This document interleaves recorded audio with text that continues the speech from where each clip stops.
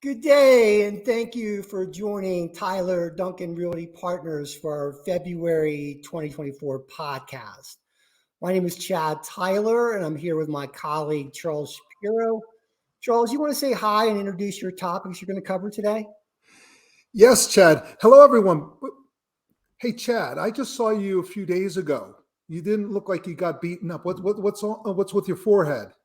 Well, Charles, I'm glad you noticed that. This industry is tougher than everybody thinks. You've heard a lot about the difficulties in the commercial real estate market today, and I'm living proof of that.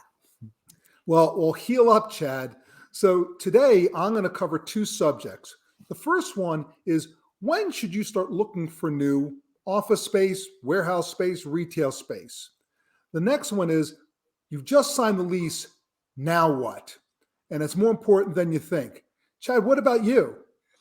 So I'm going to start us off here, Charles, and I'm going to cover different rates of return in real estate. Specifically, I'm going to look at the cap rate, capitalization rate, and also the cash on cash return. So let me pull up some information on that, and then we'll get into that. So, as I said, we're going to start off. We're going to talk about the often misunderstood capitalization or cap rate, as it's referred to. When we're looking at real estate, in particular income-producing properties, there's different types of returns we might want to consider or look at. So we look at the cap rate, but we also want to look at the cash-on-cash return. We may look at the internal rate of return and also what's called the discounted cash flow. So just by definition, Investopedia says that the capitalization rate is used in the world of commercial real estate to indicate the rate of return that is expected to be generated on a real estate investment property. Well, I think that's very vague. So I think the most important thing is, in terms of understanding the cap rate, it's a non-leverage rate of return. So it assumes that you're not using any debt. And just mathematically, the capitalization rate is the net operating income of a given property divided by the purchase price. So as a matter of ease to remember, we refer to it as the IRV formula or IRV formula, where I equals the net operating income, R equals the rate or the capitalization rate, and V is the value. So just to work through an actual example, let's assume that you're looking at a property and it has a net operating income of $150,000.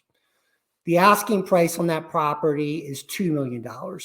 So in this case, the cap rate would be 7.5%. We take the $150,000 and divide it by the price of $2 million. So drilling down into it a little bit more, it's important to understand that when you are looking at the net operating income, by definition, it does not include debt service. So here I have an example of just calculating the net operating income. So in this case, we have a property that has gross income of $175,000. And then down below, we have what would be typical operating expenses, things like property taxes, insurance, property management fees, repairs and maintenance, things of that nature. But what we don't see is we don't see a debt service line item, which is appropriate for the net operating income. So in this case, we see that we've got $175,000 gross income less the operating expenses. We get down to net operating income of $151,320. The other thing I would mention as it relates to the net operating income is when you're looking at a property, it's important that you look at that on an average of at least 3 years. So you don't want to just look at 1 year's net operating income, because that could be erroneous in one form or another. You look at an average of 3 years. So as I said, by definition, the net operating income does not include debt service. The other thing that is sometimes overlooked with regards to the cap rate is not including a vacancy factor. So let's look at some of the shortcomings as it relates to the cap rate. Number one, the cap rate assumes that the property is not bought with any financing, which is very rarely the case. In addition to that, the cap rate also ignores other related costs that you have when acquiring a property beyond the purchase price. So, for example, you have things like transfer taxes, you have recordation fees, you might have some legal fees, lender fees, you might have some fees involved in doing due diligence and studying the property. So those add to your costs and acquire the property above and beyond the purchase price. In addition to that, the cap rate also ignores future escalations, both in rents that are often built into leases, as well as increases in operating expenses. In addition to that, the cap rate often will ignore any kind of a vacancy factor as well. So before I move in to what we consider to be a better rate of return, which is the cash on cash rate of return, Charles, is there anything that you feel I might have missed there on the cap rate, or anything you want to comment on as it relates to the capitalization rate? Well, not really, except that, what we've generally used cap rate for is to compare properties at a very basic level. You're always wondering when someone throws out a cap rate, how they're calculating that cap rate, but you really want to use it to compare property A to property B on a very topical basis. The other thing, and this is a question for you, as cap rates go up, or so if they go up, the price of the property goes down. If you have a small cap rate, the price of properties go up. With the fact that interest rates are going up and you and I can buy a T-bill at 5% interest, what do you see happening to cap rates, and how do you see that relating to the price of properties? Yeah, so that's a good point and a good question. I mean, definitely right now with interest rates rising, overall cap rates are increasing as well in the marketplace. And as you know, Charles, as many of our listeners know as well, the cap rate is going to vary based upon property type. So if we have a single tenant, Truist Bank lease property, a 20-year lease, very strong tenant, that's low risk. So that cap rate is going to be low. That rate of return is going to be low. But if we have a multi-tenant property with a variety of tenants, not necessarily credit rated, those cap rates will be a little bit higher. And then, as you said, with interest rates rising, overall cap rates for all the different property types is also rising.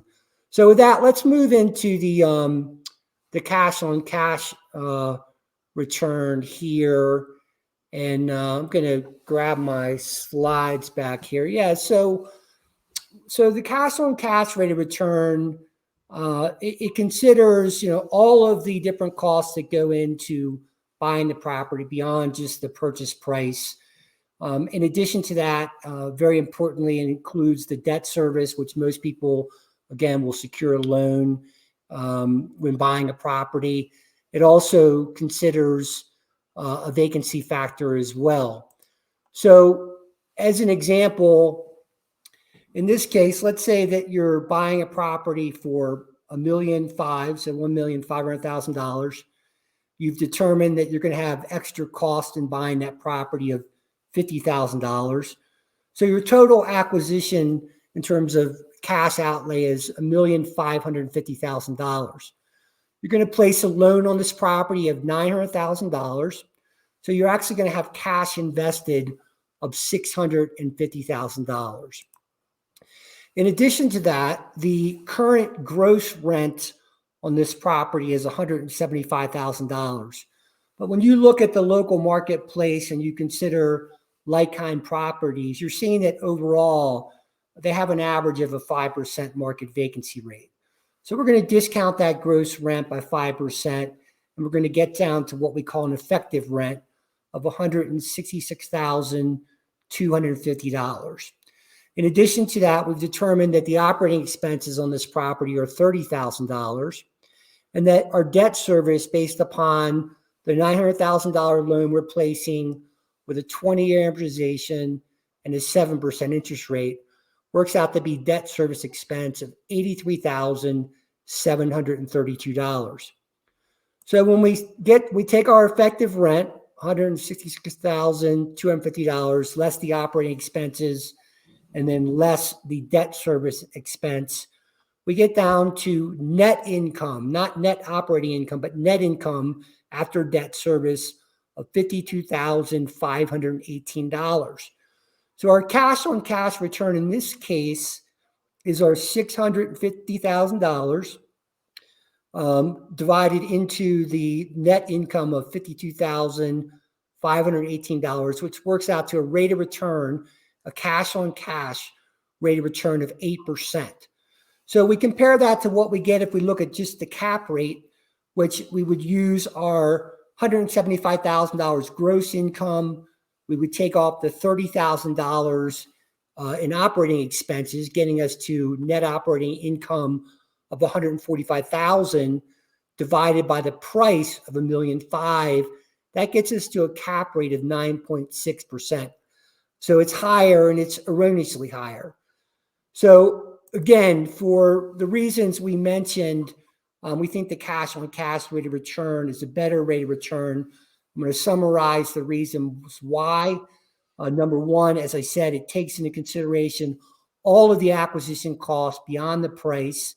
In addition to that, it also takes into consideration the debt service annual expense associated with that. In addition to that, it also considers the vacancy rate. So I'm going to stop there. And Charles, I'm going to let you pick it up and hit on the topics that you laid out earlier. Very good. Thank you, Chad. So the first thing we want to discuss, what I want to discuss today, is when to start your search for new space. Because here is the challenge. Most people, when they're looking for new space, they start late in the process, they're rushed, and they're not able to really make the best possible decision. So when should you start looking for space? That depends. That's a great legal answer. That depends.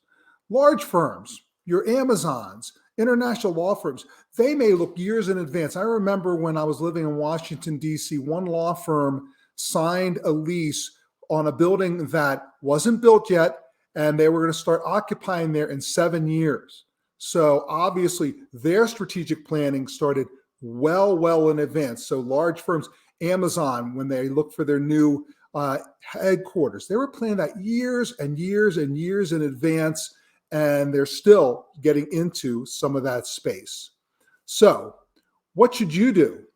The first thing you need to do is look at your current lease. Is there a renewal clause in the lease? Most people will remember there was a renewal clause, but they won't remember what the terms were. You know, do you have to give notice of your intent to renew? When do you have to do that? You know, do you have to do it 90 days in advance? Do you have to do it 120 days in advance? Do you have to do it 6 months in advance? For bigger leases, you might have to give your notice a year in advance. You need to know this stuff.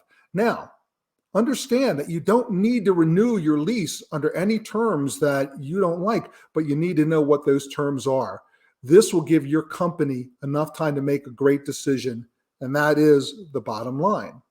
So what I recommend is that you start really looking almost a year in advance. We'll get to that in a second. But if you want to renew your lease well in advance, start investigating what you want to do, and make sure you're looking at that lease and saying, okay, what does the market look like? I might want to look 6 to 8 months before I need to give notice just to see what the market is. Because let's just say market is much less than the rate that you're going to have to renew at. You may just want to consider, negotiating a renewal and not want to renew under the terms of your formal lease renewal. So, as I just said, start at least a year in advance or 6 to 8 months before you have to give notice. Then, I think I closed this. I apologize. I'm going back to where I was. Okay. So a year in advance gives you a chance to sit down with your team members and your broker and really understand what's going on in the market. What usually happens is that they don't do that because it's not something that's critically important to do at that point.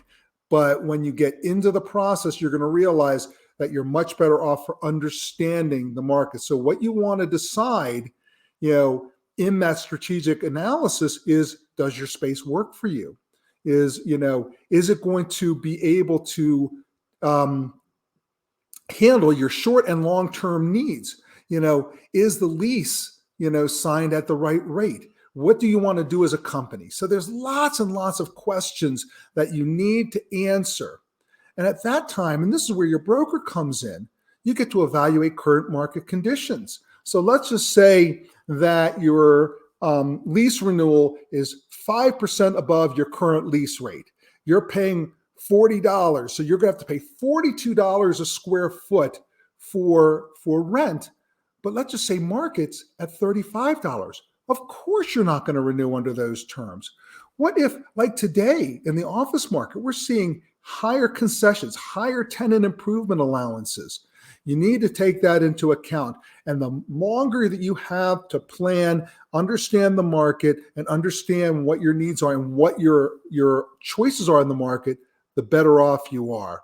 So start your search early.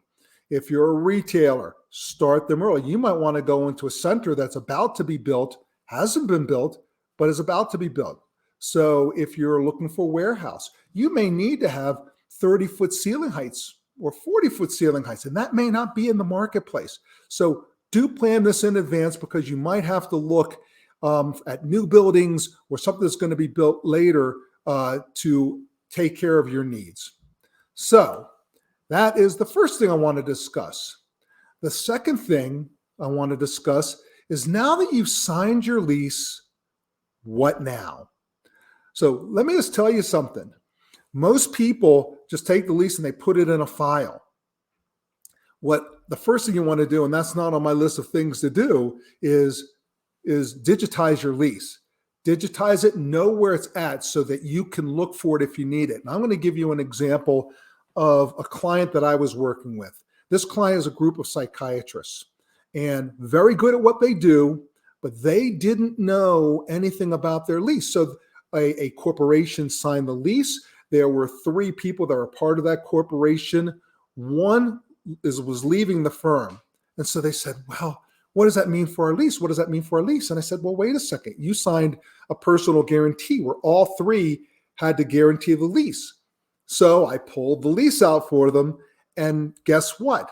That guarantee went away. Actually, it is at the end of February, it goes away. So that partner who's just leaving the firm, she's off the hook completely. And they didn't know that. They didn't remember that. And frankly, they couldn't find their lease. So if I was not in the business and I couldn't do it for them, they wouldn't have known where to go or what to do. They also were under the impression that, 3 of them had to pay the lease. And I said, no, the corporation has to pay the lease. And frankly, they don't care. They just want to get their rent every month. So next, once you've signed your lease and you've moved in, you know all the dates, make sure that you're on top of what is the lease commencement date? When does the lease start?